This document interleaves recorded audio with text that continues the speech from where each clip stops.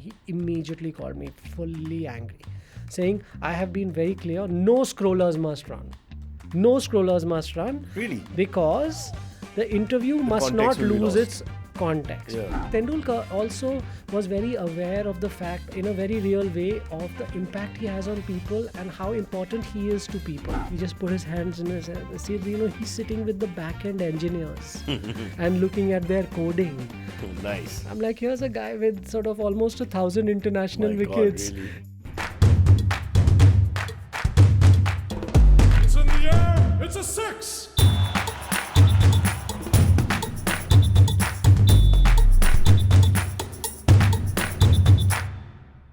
Welcome to a century of stories, cricket.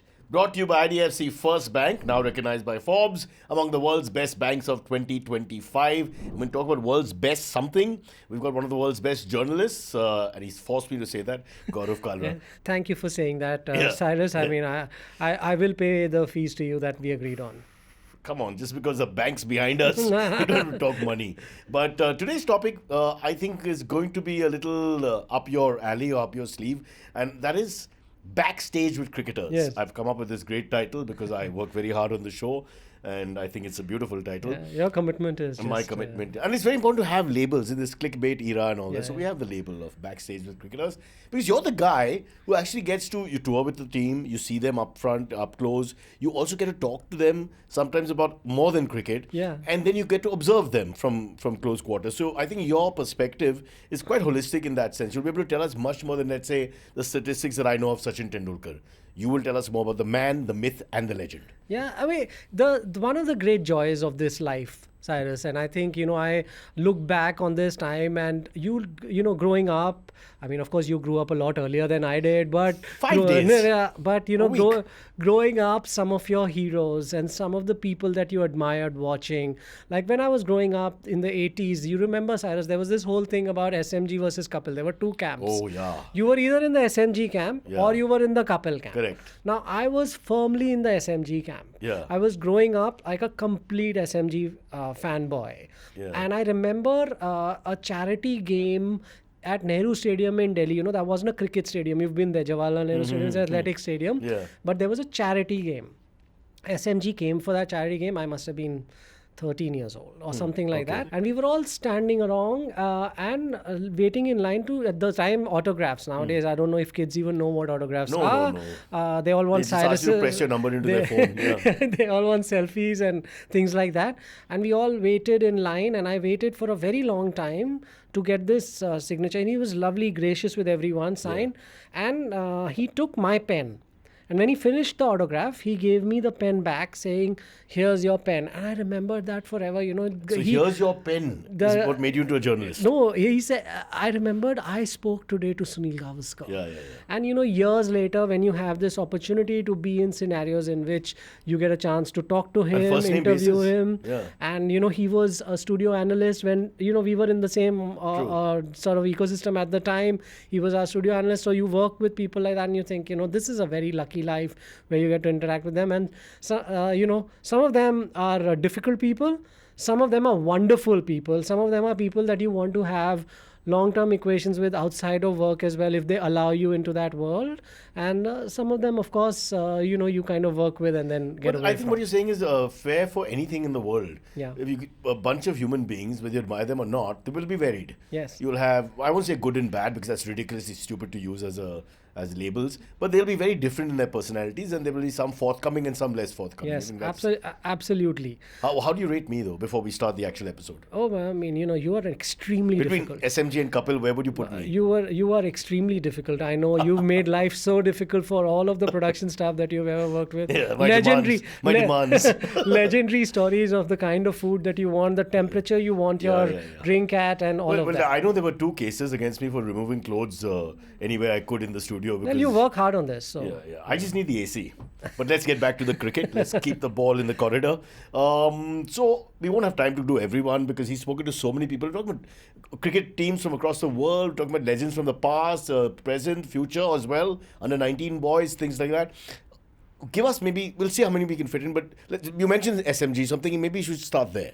Well, yeah, a very not a lot of interactions over the last few years, but one of the things about SMG was that he has a great sense of humor. Great.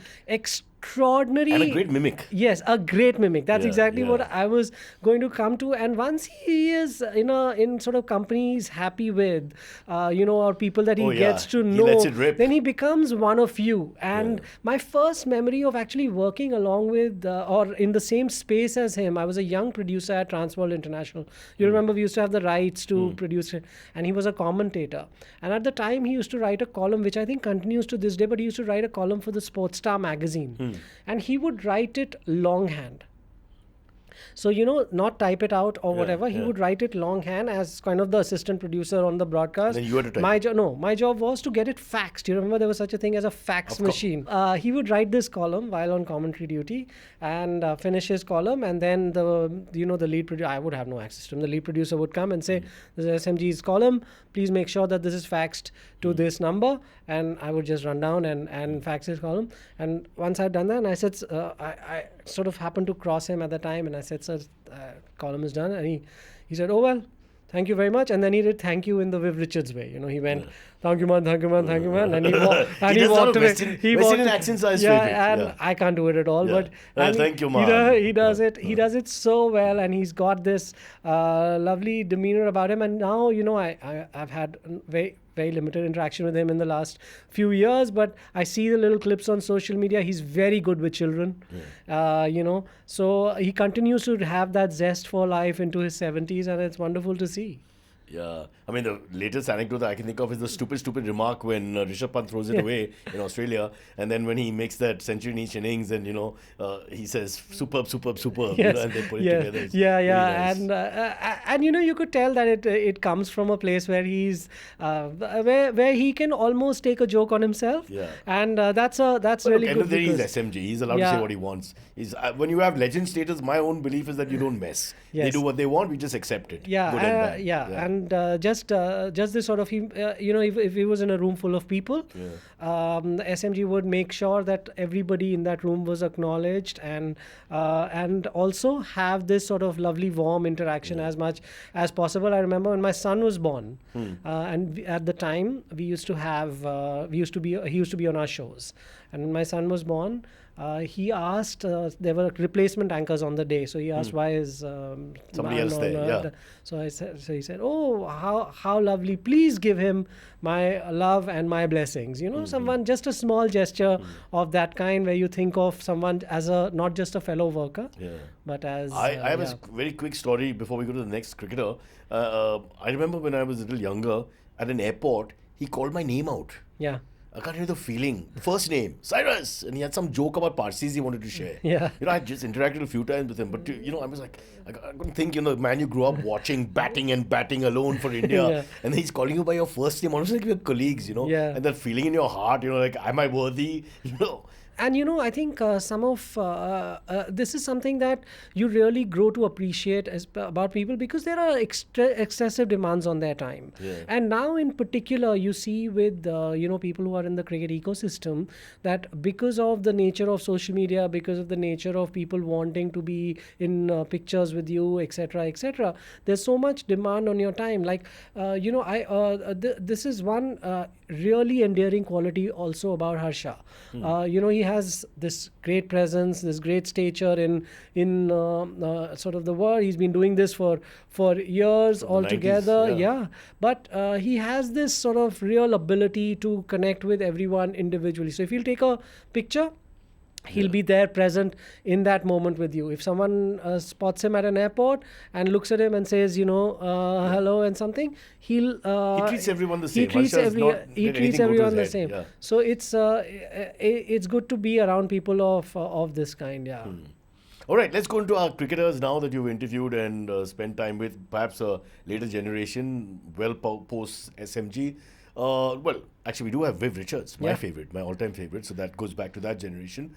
Your take on Viv? Well, so Viv was wonderful. I mean, we all called him Sir Viv because. Sir Viv. Sir Viv. Yeah. And, he.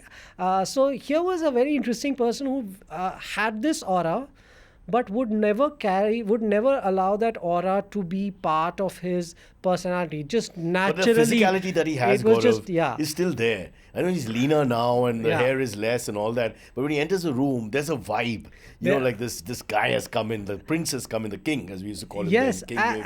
and very warm to the point of he hugs people. Now Yeah. some people are very sort of they like Untouchy, that. yeah, They yeah. like that. So he does that. 2011 World Cup, Cyrus. You'll remember we were doing this sort of long coverage of the World Cup Right. on CNN at the time, and he was one of our panelists. We called it Kings of Cricket. And one of the things that he used to really enjoy doing was that after the day was over, we've done the last show of the day and whatever, he would have the same meal every evening.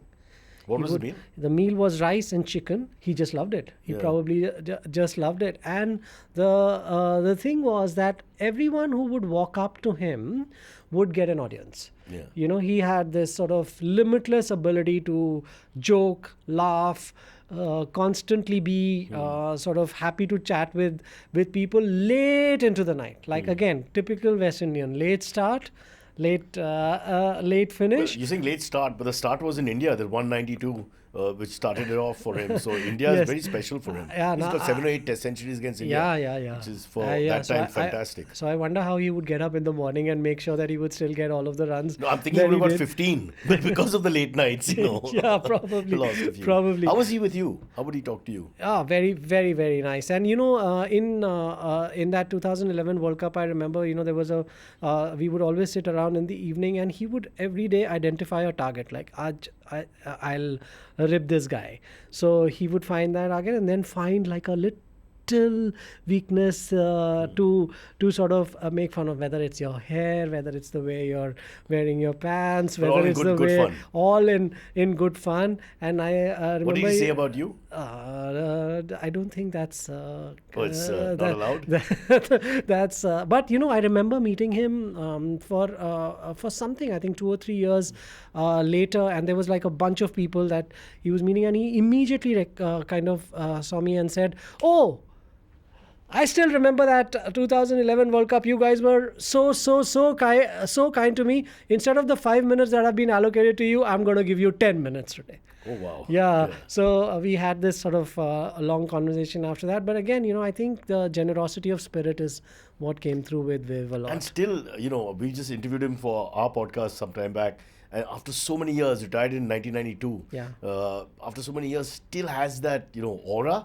Yeah. And people are still, awe of him. Of my generation, obviously much more than others, but amazing. Just Doesn't it amazing. feel like, Cyrus, that he is someone who could play cricket even now? Like He looked fit as a fiddle. Yeah, you look at him. Yeah. You look at him now, and he had always this joke about living in Antigua, where our joke was With his 4,000 that, beaches. Yeah. that Antigua is this island where you could easily be prime minister one day, right? Yeah. And anytime you wanted, you could. He would joke about that. He said, well, me and Curtly, we go out sometimes when Curtly Ambrose is also from Antigua. Richie Richardson, And- Winston Benjamin. Yeah. Yeah. And we would go out, and if you're sitting somewhere, I said, so do you get mobbed? And do you get like people come up to? He said, they're sick of the sight of us. There's a Viv Richards Street and a Richie the- Richardson yeah. Street and a Curtly Ambrose There's a Street. Sir Viv Richards Stadium now. Yeah. Now Sir that Viv was Richards Stadium. built in the. The old Antigua Stadium was the one where the prison was, where Yes, his dad was yes. the warden. And he has a younger brother Yeah. who looks exactly like him. Melvin, I think. Who looks exactly like him. Yeah, who lives So in you New could- York, right? Yeah, I think I'm not sure now, but at the time, and so he was just so self-deprecating. So and Did you ever get a bowl to him? No. He wouldn't touch a bat. He wouldn't touch a bat. But I remember him watching. There was these replays used to come on the sports channels. So there would be a replay of an innings that he's playing, and he Right. would never look up and watch. Never. Really? He would never look up and watch. I He think the would not- bowler would not want to watch. Yeah, he was just saying. Bob Willis that to, guy. to Richards. Yeah. Yeah. So some people sort of admire the art that they've produced in their life. So he couldn't care. Maybe he just doesn't like to was go just back too like he much. was like, Yeah. yeah, fine, I did that in another life. Can you Fair. just get me another beer? That Wow. kind of guy. Yeah, very wonderful. I mean, again, I'd love to be able to spend more time with him now, but it's been years and years. But some very fond memories. Well, I'm in touch, so if there's any issue, just give me a Yes, call. I'll I'm call sure him you're and- WhatsApp buddies. Yeah. Very yeah. close, very Yeah. close. Have a place in Antigua as well.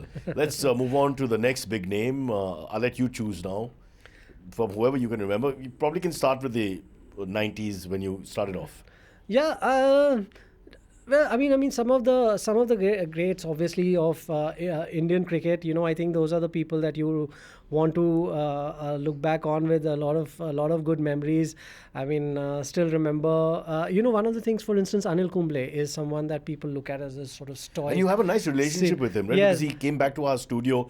We worked together. Long story. A few times. Yeah, and people assume this thing about Anil Kumble that yes, he's just, if you see Really him, intimidating, yes, because he's got this presence again, like it's not like a bad presence, but you're a little scared of him. correct. Yeah. And he's tall, and he's got this sort of booming Voice, voice, and he's so he can intimidate you, but he's got really a very, very cheeky sense of humor. Cyrus, you remember he did that piece with you, Yeah. and he has this very, very And cheeky he sense was of going humor. blow for blow, It Yeah, was, yeah. Normally you coach these guys. We did a bit together for our show on the same channel, and we just it was a lot of leg pulling. Yeah, And I thought it would be a problem. He was outgunning me after some time. Absolutely, Yeah. and he's got this really great sense of, again, not, I think that the accomplishments, when they sit easy on you, then you become just very chill as a person. I have So, a feeling it's the Bangalore thing. They just don't produce bad boys.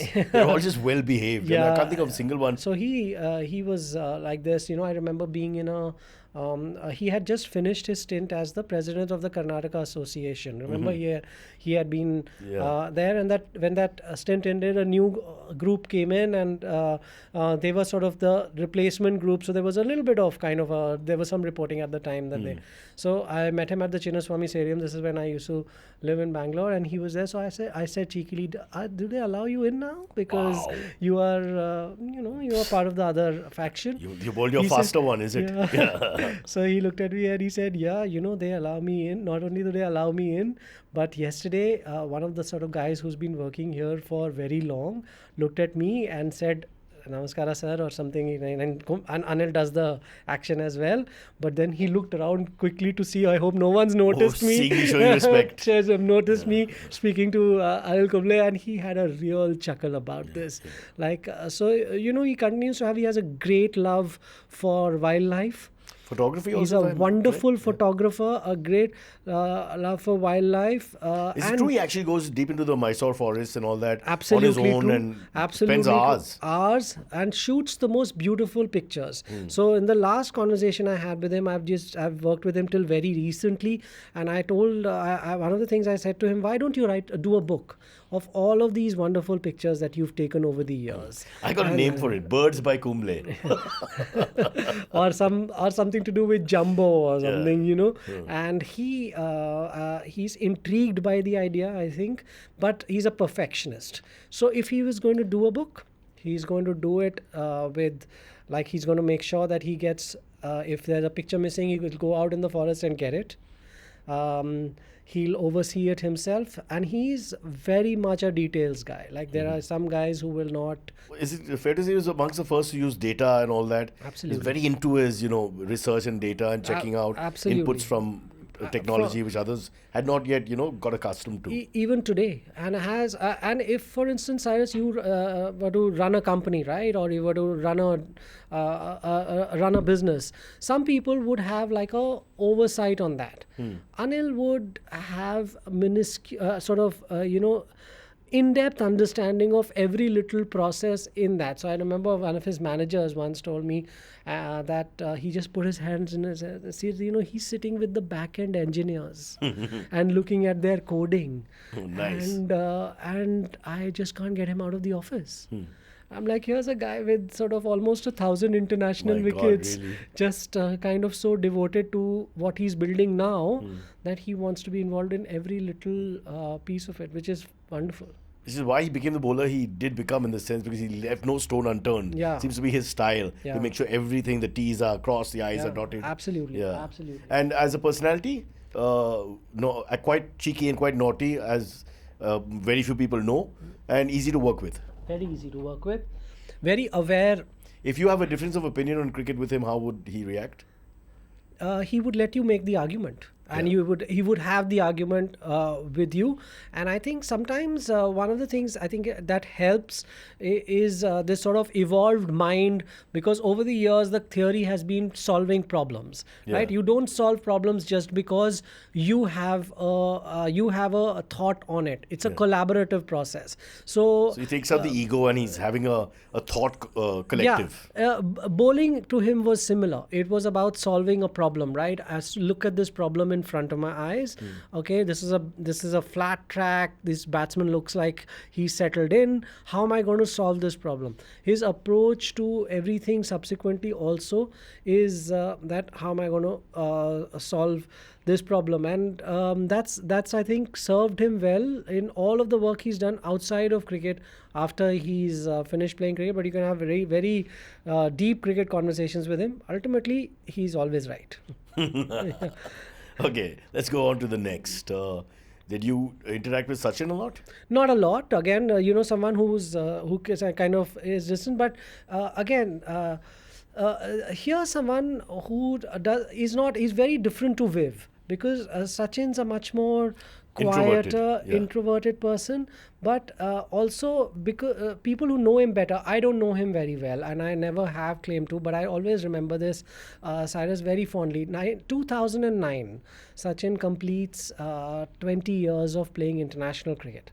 Now his management decides that on that day, with a few journalists, they will do one-on-one interviews. Now, access to Tendulkar was a very difficult thing, especially 2009. If you think back, this is like the peak of his he's at the second half of his career, but he's a legend already. Now, if you get access to Tendulkar, it's a very rare thing. And so they said, it's in Mumbai. I used to live in Delhi. So I get a call saying, he's available for these interviews. You'll get 10 minutes. Are you coming down? I said, yeah, I'm coming down. The only problem was my wife's 9 months pregnant at the time. So my baby is due at any time. It can, we can have the baby at any time. And I didn't want to miss that, obviously. But I said, okay, let me take the decision. So I fly from Mumbai, from Delhi to Mumbai, and I reach and I kind of finish this interview and with Sachin. And as soon as the interview finishes, I switch my phone on very quickly and just check what's going on. And he says, what's going on with you? We kind of have this little tiny conversation. And I told him this is the situation. He said, why the hell are you here? You should not be here at all. Thankfully, I managed to rush back, get back in time, and didn't miss. So you got Tendulkar as well as your son's birth. Yes. Oh, fantastic. Got both, and Tendulkar also was very aware of the fact, is very aware of, in a very real way, of the impact he has on people and how important he is to people. Now, Cyrus, you would have noticed this. You work with celebrities all the time. You're kind of a celebrity yourself. They have this thing about getting done with their commitment for the day. Tendulkar was an athlete with Adidas. And we went to this German town called Herzogenaurach, which is Adidas headquarters. Oh, you remember the name? Yeah. And at the time, Tendulkar, we were invited, just two of us were invited for this interview with Tendulkar back in Herzogenaurach. Now, this place was because he wanted to test his new shoes, and he also wanted to talk about the weight of his bat with the designers, all of that. So we did all that, and then we did the interview. After the interview was a meet and greet with all the residents and people of Indian origin from there. Indian origin. Lots of people of Indian. I was surprised at how many there were. Maybe people we're everywhere. Maybe people came from other German towns because they knew them. Yeah. And Cyrus, I was blown away by the decency of the man. He knew that the 5 seconds that he spent taking a photo with someone on stage would probably be the centerpiece of their house, right? And I've seen many cricketers just brush people away, scowl in these photos. Name them. Come on. Give me 5. I've seen many. Really? Yeah, they just don't, they want to get it done with. Right. Tendulkar patiently did every picture. Every one of them. I think it was because of the realization in these 10 seconds, the guy is getting a memory, or the person is getting a memory they will savor for a lifetime. Because they will not have access to Tendulkar ever in their lives.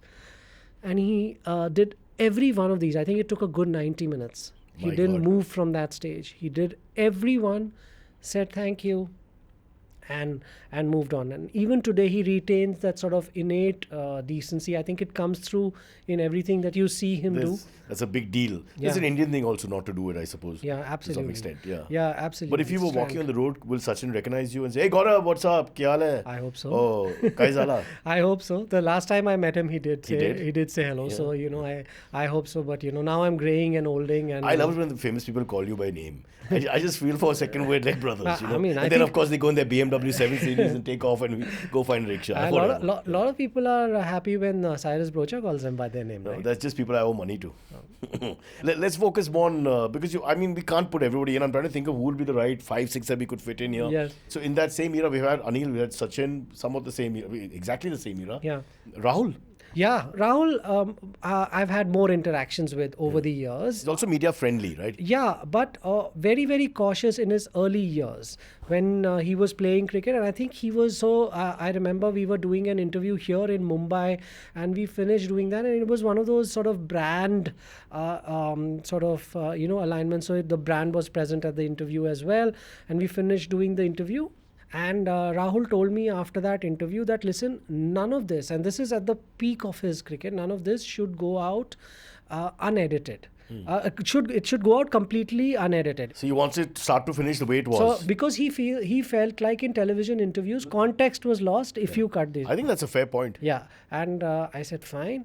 That's how we'll play the interview start to finish. However, when news television, we had these scrollers running, right? So we sent the interview and so I sent a message to him saying interview will play at this time and some scrollers will be running. He immediately called me fully angry, saying I have been very clear, no scrollers must run. No scrollers must run. Really? Because the interview must context not will be lose lost. its context. Yeah.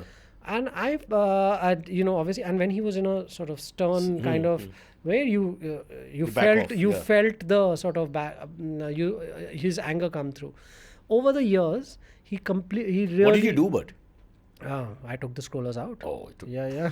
Took the scrollers out, ran the full interview as is, and he sort of simmered down. But and then Cyrus, I actually hosted his farewell when he retired from international cricket. Anil was at that. Anil Kumble and Srinath were running the Karnataka Association. Right. So I got a call from Srinath saying we are looking for someone to host the final day, his farewell event from the KSCA.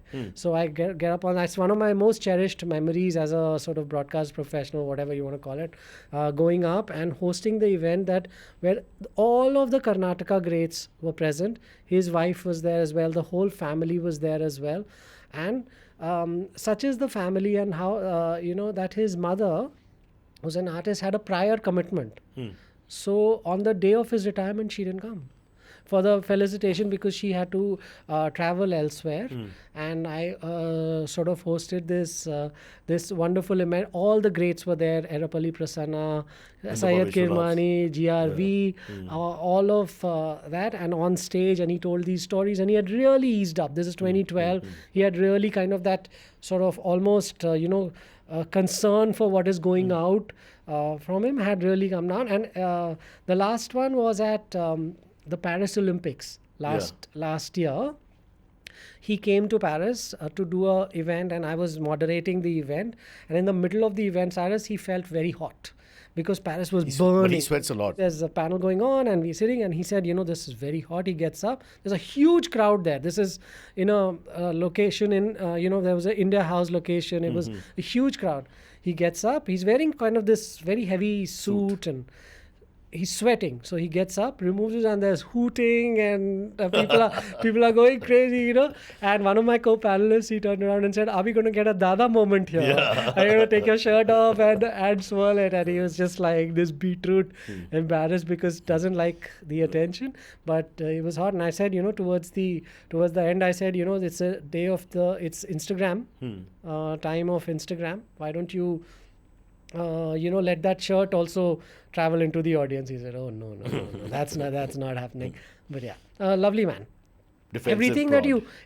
that you hear about him being a good, decent, Also, confirm one more thing that I hear about him, which is that he likes to, when he travels, or when he traveled, or when he travels now as well, he loves to explore places on his own. Yeah. He just walks around on his own. He takes his camera, as does Anil Kumble, takes pictures, and he enjoys and eats up the entire world around him, unlike many others who don't. Yeah, I mean, I haven't been on these travels because we are not friends. Yeah. I don't get invited into these rare circles of traveling with him, Well, etc. After you didn't listen to him when he said, I want the full interview, I mean, come on. Yeah, but and reads a lot. Yeah. So that's another thing that through the time, in fact, used to be a voracious reader. I always remember when I was in one of my jobs, he was one of the sort of regular panelists on a thing, and he always had a book with him, things on other than cricket. Self-help books and things like that.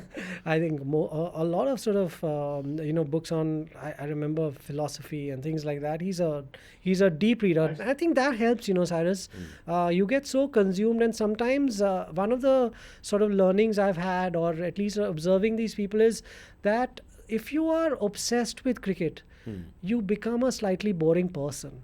And that's all you can talk about. What do That's they of cricket know? all, yeah. Only cricket know. Yeah, whereas so many of them have interests outside of cricket, which actually helps them develop and mold their personalities. Because they live in this bubble. It's hard. You start believing your own myth sport. also, right? If you just stay Exactly there. right. You do start believing your own myth. But when you open yourself up to other things, and then you get insight into the world in other ways, then I think it just rounds you off as a person. Okay. What about Sehwag and Ganguly? With Virendra Sehwag, a fair bit of time early on in particular, quite a lot of interviews. I had the chance to go to his school. So he set up this school in Jhajjar, which is sort of about 100 odd kilometers from Delhi, and it's a project that he was deeply passionate about. So the thing was Cricket school or school? no, school? it's a school. It's a residential school with kids and all of that. And again, what was fascinating for me while going to his school, he took me around and showed me the whole place. We did a whole feature on this and understood the sort of mechanics of it, was that how much energy and time he devoted to the project at the time that it was starting out. So he spoke deeply, passionately about it. He was very interested in, again, the small details. Can I save money by putting in a certain type of tiling, as opposed to, you don't normally imagine your great cricket heroes talking to you like that. But in interviews, Virendra Sehwag was exactly like he batted. Blunt as hell. He took no fools. He would be completely blunt.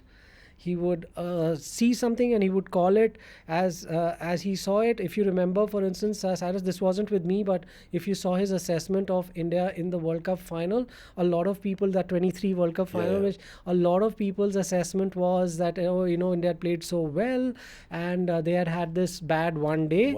But he said it was a meek performance, especially in those middle orders. And he called it out because he said that, it was at that time. Kohli-Rahul partnership. Yeah, it was at the time that India needed to take the game by the scruff of the neck, and they allowed that game to end up in the result that it was. So it was the kind of calling out that that's very refreshing, and he's always been like that. You kind of always know that you're going to get something very engaging and entertaining with him. Saurav is a lot like that as well, because he's also able to. He always has the captain's mind that he puts to any a scenario that he's analyzing. Doesn't do a lot of analysis work now and all of that, but in the time that the few times that I've had him as a studio guest or done interviews, again, someone who's able to read games as from the lens of a captain.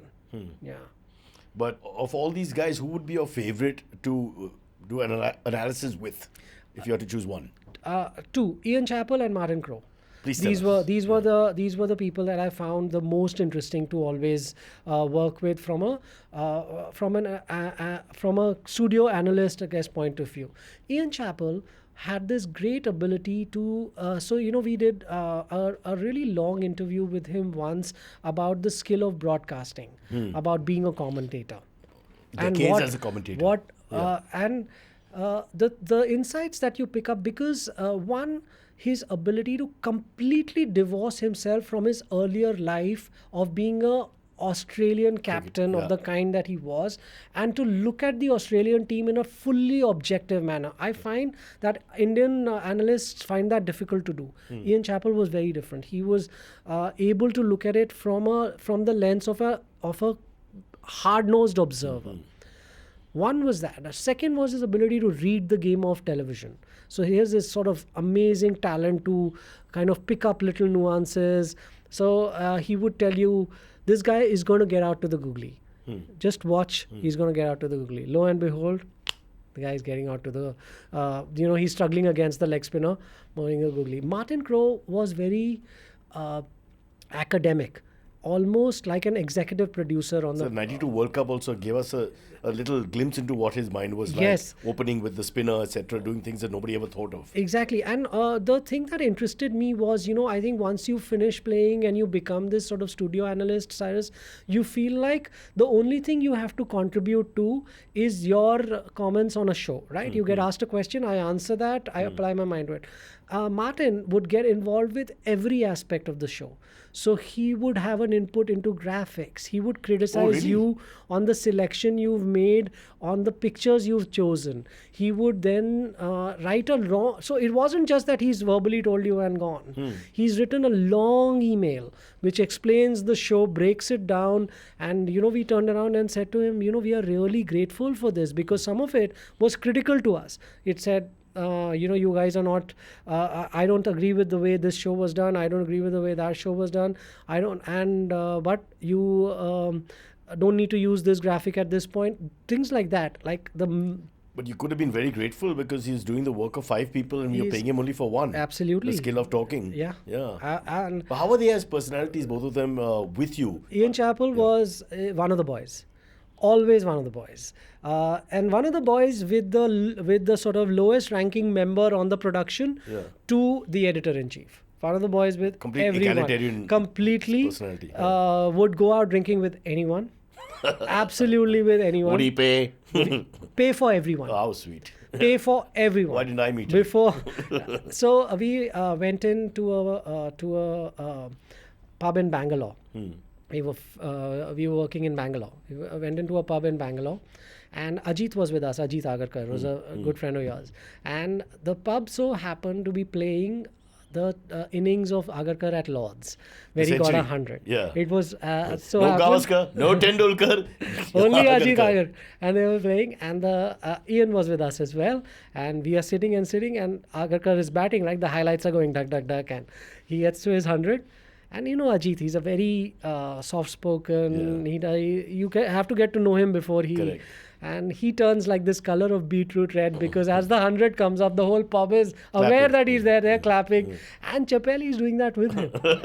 He used to do this very interesting thing when we would go for these evenings, that he would pay before the evening started. Oh, wow. So he would go in and take some money and just give it to the guys there that, just cover this.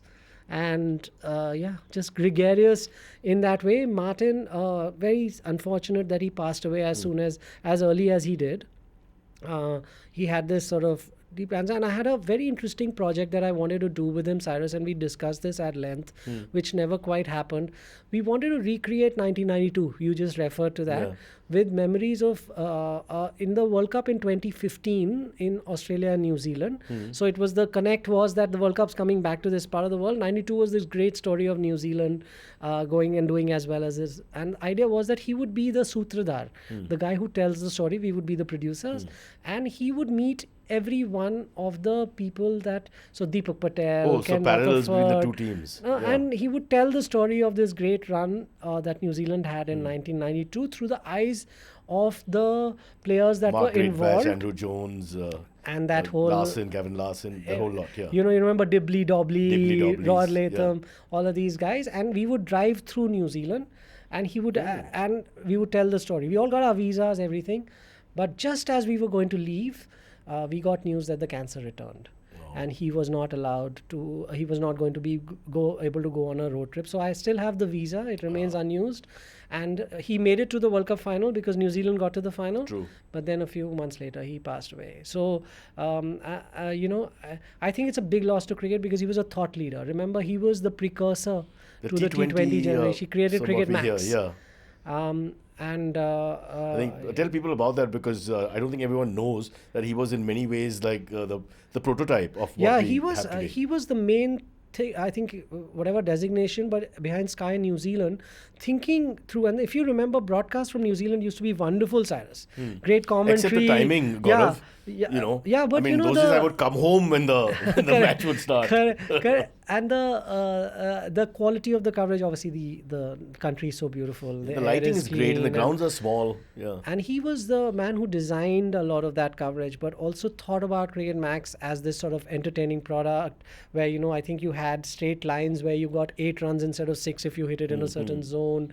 And he essentially understood that cricket needed a revamp of this kind. And sometimes traditionalists don't do that. They don't think about what the game needs. They just say, it's glory, look at the back look at how the game has been and all of that. Martin was very different. I think it's a big loss to cricket. So both Martin and Ian Chappell are well ahead of their times in that sense. Yes. Because Ian, as you mentioned, would, his observations continue to make sense and be relevant, while a lot of people are stuck in where they come from. And I would say with the Crow story, he was pushing almost like he's the leader of cricket's progress and advance. Absolutely. And one of the thing that you admire most about people like this is that stature can already do so much for you, right? Just by simply being one of the great Australian captains or a great New Zealand batsman and captain yourself, it already gets you into this elevated place in the world, right? You get all these gigs, you are... you're Martin Crowe. But they continue to evolve, improve. For instance, Ian Chappell, I asked him, I told him, do you want to prep for this interview? Can I tell you what I'm going to ask? He said, no. I want Man after my own heart. Correct. I don't want to prep at all. Just ask me anything. And one of the questions I asked him was that, do you find it uncomfortable that a lot of cricket coverage now has become about being very sort of almost fanboying on your team? So you're not necessarily calling the game, you are calling the hero worship. The hero version, you're building up heroes. And he said, I find, I believe that you've got to be able to divorce yourself from the personalities of the game, and instead you want to talk about the actual game. cricket that's The actual happening. cricket, yeah. And he said that, the thing that I like most about commentators, the ones that I like the most, are the ones who put a captain's lens on the match. IDFC First Fact. One of the cricketers that our guest talked about is the only one to have been out one shy of a triple 100. We are talking about none other than the Kiwi great Martin Crowe, who was dismissed for 299 against Sri Lanka in the Wellington Test of 1991. So you had some riveting tales with some legends of the game. Yes. And many of them very down to earth, as you say. But before we wind up, what about Kapil Dev? You mentioned him in the beginning and no interaction with Kapil Dev? A little bit, but I think my favorite Kapil thing, Cyrus, involves you. You remember, of course you remember, because it made you even more famous than you were. By the way, for anyone who's watching this, Cyrus used to be really famous at one time because he was a VJ or whatever. What do you call yourself then? I didn't call myself. The music channel called us Called video you, jockeys. yeah. So he was. I call myself out of work actor from 1971 till now. Yeah. But so Cyrus would do a show in which, if we had done an interview, the one where we the interviewer would get. I know what you're getting at. Would flip. Maybe I should have asked this question. This was so we did an interview with Kapil. Kapil obviously is extremely enjoyable to listen to because he's got a certain way of speaking. And the interview happened. And I happened to be on some work in London at the time. The interview happened, and Cyrus picked it up on your show. Yeah. Now, obviously, the cut paste where we make fun. I was removed from that interview. You came on, and then the questions changed. The answers became so. It became like a fun interaction. Now the phone rings really early in the morning in London, and you remember at the time those phones did not have names because you got it was either private number calling, or if you were overseas, you didn't know who was calling. So I picked up. And I pick up, and Kapil on the other side of the line says, Gaurav, I will never give you another interview in my whole life. I said, sorry, sir, what happened? He said, I told you, no, my interview, do not use it in any other way, something of the kind. Yeah. But you have given it to that Cyrus fellow. And I was like, sir, I am not aware of this at all. And I genuinely wasn't. He said, I don't know anything about that. Before I could even make the case for an apology, he hung up. So I then called up Rajdeep and I said, sir, you will have to resolve this because he will not otherwise speak to our channel again. He didn't even just say you. He said, I'll never speak to your channel again. Now, can I take it ahead? Yes. So then Rajdeep calls us up and tells me, and I was quite upset because I'm a huge fan. Upset in the sense I felt I let him down. And I don't want to disrespect Kapil Dev. He's too big in my mind growing up and all that. I mean, 5 wickets fall, he comes out, looks at the sun, the Wankhede Stadium goes berserk. I'm one of those guys, you know. So I felt terrible. I told my dad the story later on because Rajdeep said, now you please apologize to him. And my dad was really angry. He was like, how dare you disrespect Kapil Dev? You go after the politicians. How dare you do that too? And all that. He was very upset. He really got angry in his life. Cut a long story short, met him at an event. I said, sir, I'm so sorry. I worship the ground you walk on. All true, I'm not lying. I love Kapil Dev. I said, we're just doing a funny show. Please don't take it seriously. It's just fun. I'm sure he was fine. He said, Cyrus, I love your humor. And okay, I won't do the knuckle because that's not going to get me brownie points. But he said, I love humor and all that. But he was very sweet about it. Yeah. At that point, so some time had passed. But I was very, for me, unconditional apologies. There's no question of like half-hearted. Yeah, I know. He's I will touch your gregarious. feet. There's no question. He's fine. You know, like, Cyrus, I remember watching the film recently when the film came out with the 83. Ranveer Singh Kabir and Khan, everything. yeah. And I thought back to an interview we did 2011 before the World Cup. We had interviewed all the captains who had won World Cups before that. Right. So Alan Border, Steve Waugh, etc., etc. Kapil was one of the people we had interviewed. And in that, he describes in vivid detail how the scene then plays out in the movie exactly like that, about him showering while the wickets are falling ahead of the 175. So he's talking about this, right? He goes, you go in after the warm-up and you like to take shower and I'm showering and first wicket down, second wicket, I hear knock on the skip 2 down, skip 3 down. And then I'm watching this movie and I'm remembering, gosh, I remember him telling me this in the interview. So I'm and I went back and found the interview after 12, 13 years, whatever. The same. It's exactly the same. So skip, and then, he talks about this. And when Kapil starts to tell these stories in this, it's so riveting to hear. And then the movie plays out in exactly the same way. They didn't need to fictionalize, is what I'm saying, because it's exactly how it happened. By the time he got out of the shower, it was time for him to bat. So he got out, went into bat, and then the rest is history, makes the 175. Wow, what a player. Yeah. No question. Yeah. All right, let's do one more. You tell me. Maybe from contemporary cricket now. Yeah, Cheteshwar Pujara. Yeah, refreshing on TV as well, Yes, of whatever I've seen. yes, and Cheteshwar Pujara, just because, I remember talking to him, Cyrus, right after the great series he had 2018-19, where he made 300s in He in carried Australia. the bat for he India. made 300s in Australia. Guess what? He comes back and Saurashtra are in the Ranji Trophy, still goes to play, alive. yeah. So he goes to play I remember in this Lucknow. Yeah. I think it was the semi-final. It may have been the quarter-final, was the semi-final. He goes to play, and so he's come back after having the greatest series of his life. He's the toast of the country. True. But he says, we request the interview through his management team. And they say yes, but he'll want to do it in Lucknow because he's preparing for the Ranji Trophy game. I've reached Lucknow this more in time, and this is the first time I've properly sat down and spoken to him. And here's a guy who is so laser sharp, so laser focused on the idea of batting that you would not, I don't think I've ever met anyone who loves anything as much as Cheteshwar Pujara loves batting. So one of the questions I asked him was, Cheteshwar, if you get the opportunity to bat on all 5 days of the test match, would you do so? He said, absolutely. And now that his wife's books come out, I don't know if you've had the chance to read that. Again, she talks about this sort of love he has for just the idea of batting. And it came through in that. And one of the things I asked him was, people have bracketed you as this test match player and someone who only plays red ball cricket. He says, yeah, but look at my list A record. 50 over cricket record. It's decent, It's yeah. very good. Yeah. He averages over 50. And strike rate is also not His bad strike at all. rate is Yeah. also not bad. And he's hit sixes as well. In a few occasions I've seen him play T20. Yes, It's not that he can't hit so the long he's ball. got the game, Yeah. perhaps not quite the game that you need for T20 cricket right now, but he also had these knee injuries and etc.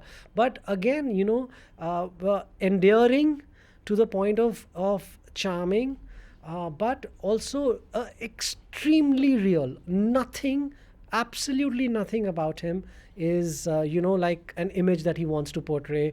If he in an interview setting of this kind, again, someone who doesn't need any background, nothing, because he's just completely clear about how he watches and views the game. I think he'll make a really good broadcaster. He already is. And he's got a very, as you said, real way. Yes. There's no put on, which Yes. is always interesting to watch when the person is the person. Yes, and seems to be someone who's very, very satisfied with how his life is panned on. One of the things that you admire about people like that is, you look at someone like a Pujara, because of the IPL riches not having come his way in the same way as it has come There's no bitter- for multiple yeah. players. Some people can get bitter, He's right? not, Because yeah. your financial life can be impacted by some of these IPL contracts are so big, and players who are not a patch on you because you've played 100 test matches have all these not It's a like the Chandapal versus Pollard Yes. kind of situation. Yeah. not a trace of this. And isn't it lovely, Cyrus, that his wife writes a book and he becomes the biggest propagator of that book. So he kind of goes everywhere, And pushes talks it, to yeah. everyone, pushes it, and it just shows you the kind of sort of person that he is again him as well as Ashwin. These are the two sort of Yeah. people that Born into broadcasting, you would born- say, Ashwin. Yeah, I mean, and he could just do that. and just sort of have this deep-rooted love for cricket that just comes through in every interaction that one has with them. So I think that's spot on, no? That the fact of the matter is, first you're a cricket tragic, then you're a superstar. yeah, and The you continue. Cricket tragic stays, whatever happens to your career. Yeah, and I think you continue to love cricket in the same way even when you're not playing it. Yeah. And I think that's very rare. A lot of people fall out of love with cricket, and that's fair enough too. You've done it all your life. You want to do something else, but I think someone like a Pujara, I don't think he'll ever fall out of love with cricket. We had this little joke with him once where, do you remember the one year that he was with CSK and they ended up winning Right, the IPL? right, yeah. And this was obviously before the season that RCB won. So the kind of little chuckle we had with him was that, well, Chedeshwar, you're a IPL champion before Virat Kohli is. Yeah, which is true, and he said- technically, he yeah. said yes, and he had the trophy photo as well. And again, cheeky, huh? Not at all someone who's you imagine as a sort of dull. Yeah. Not quite the way he was portrayed as a batsman, I think. Correct. Also in difficult conditions. Likes that's to a bit of laugh. that. Yeah. Likes to laugh, and that's always a good quality, right, Cyrus? Can you get him for the show? Yeah, it'll cost you a lot of money. Here's my dream team. You get Ian Chappell, Kapil Dev, and Ravi Ashwin. I think and Kapil, you can Pujara. work on yourself. मैं नहीं करता भाई मैं सिर्फ पाँव पड़ेगा और कुछ नहीं I will just apologize for the rest of my life. Yeah. Before we bid adieu, a quick safety tip from IDFC FIRST Bank and me for you. One of the oldest frauds in the fraud industry is identity theft. The fraudsters get a hold of vital instruments like your check or KYC documents, and they try to impersonate you and apply for loans or open another account under your name. To prevent this, keep a close eye on your banking activities. Never share any personal information before verifying the person you're talking to. If you suspect any fraud, report it immediately on this number.